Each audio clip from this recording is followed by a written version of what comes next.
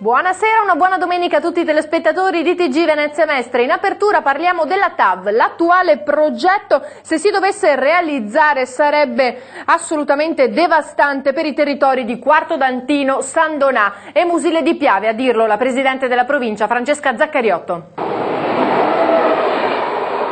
Il progetto preliminare della TAV in Veneto orientale non ha rispettato l'iter previsto dalla legge che prescrive la presentazione ai cittadini.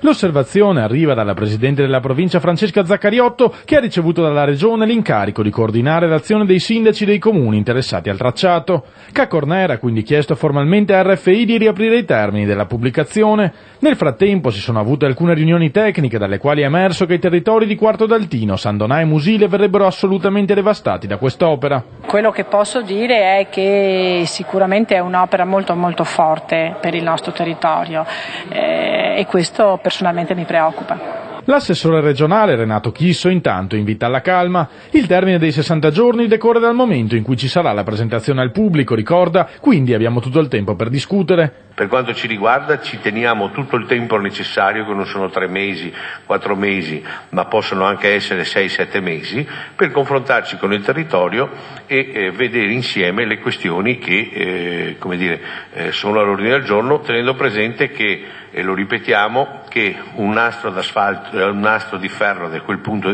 com'è la TAC deve portare dei benefici nel territorio. In un modo o nell'altro però prima o poi l'opera si dovrà fare. Si apre il dibattito su una cosa che non è campata in aria, ma una cosa certa.